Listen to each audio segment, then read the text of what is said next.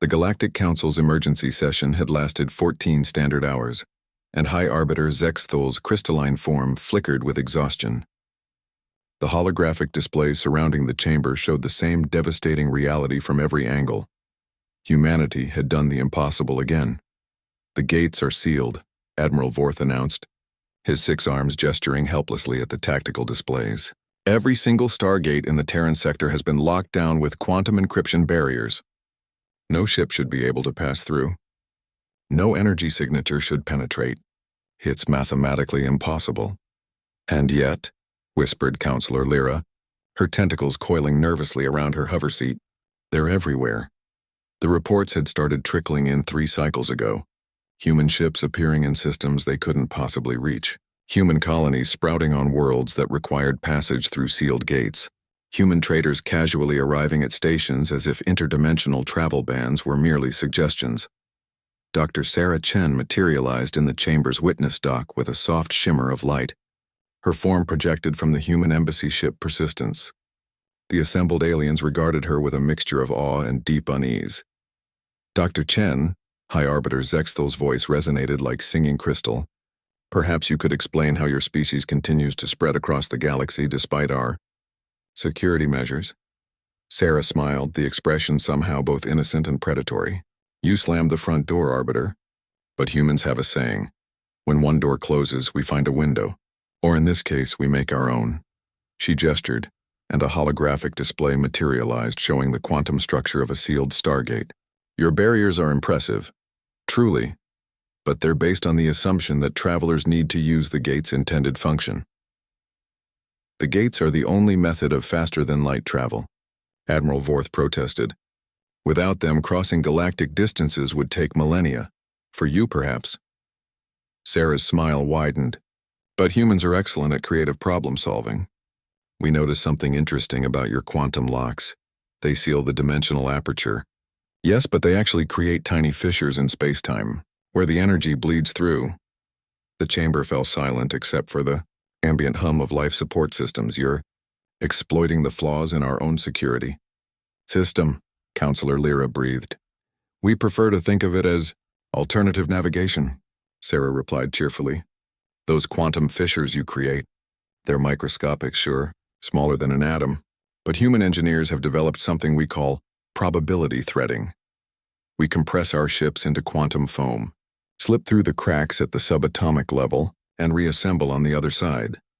High Arbiter Zexthol's form brightened with what other species recognized as alarm. "That's theoretically impossible. The energy requirements alone would require the entire output of a star, yes. Under normal physics," Sarah nodded. "But humans have a gift for making normal physics negotiable. We've learned to borrow energy from parallel dimensions, pay it back in alternate timelines, and use the quantum uncertainty principle as a credit system." She paused, watching the horror dawn on their alien faces. "The universe is vast and full of loopholes, Arbiter. You just have to be creative enough to find them." "This is insane," Admiral Vorth muttered, his 6 arms trembling. "Your species treats the fundamental laws of reality like a puzzle to be solved." "Well, yes," Sarah agreed. "Isn't that what they're for?" The chamber erupted in a cacophony of alien languages as the council members frantically consulted with their homeworlds. Through the chaos, Sarah heard fragments of panicked conversations. "Double the encryption. Try temporal locks. Maybe we should just negotiate." When order was finally restored, High Arbiter Zexthol addressed her directly. "Dr. Chen, what would it take for your species to respect our security measures?" Sarah pretended to consider this carefully. "Well, we could agree to use official channels for all our travel needs.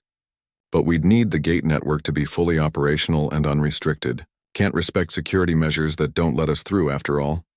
"You're holding the entire galaxy hostage," Counselor Lyra accused. "Hostage?" Sarah looked genuinely surprised.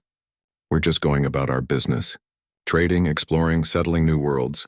If your security measures happen to be inadequate to stop us, well, perhaps they weren't very good security measures to begin with." The truth hung in the chamber like a bitter medicine none of them wanted to swallow. They had tried to cage humanity, and humans had simply walked through the bars. High Arbiter Zexthol's form dimmed to a defeated gray. "Very well. The Galactic Council will consider reopening certain Stargate routes for human vessels. All routes, Sarah corrected gently. Partial access won't work. Our ships are already everywhere, remember? We're just asking for the convenience of using the front door instead of crawling through your basement windows. After another hour of debate, the vote was unanimous. The Great Seal was lifted and the Stargates hummed back to life across the galaxy. As Sarah's projection faded, she left them with one final thought. Oh, and Arbiter, you might want to check your quantum encryption algorithms. We may have left a few improvements in your security system. Consider it a gift between friends. The chamber fell silent as the implications sank in. Humanity hadn't just broken their locks. They had picked them so thoroughly that they now held copies of all the keys. In the depths of space, human ships continued their eternal dance between the stars, no longer confined by gates or barriers, or the small imaginations of species who thought the universe had rules that couldn't be bent. After all, humans had always been excellent at finding cracks in seemingly solid walls, and once they found them, they had an irritating habit of making them bigger,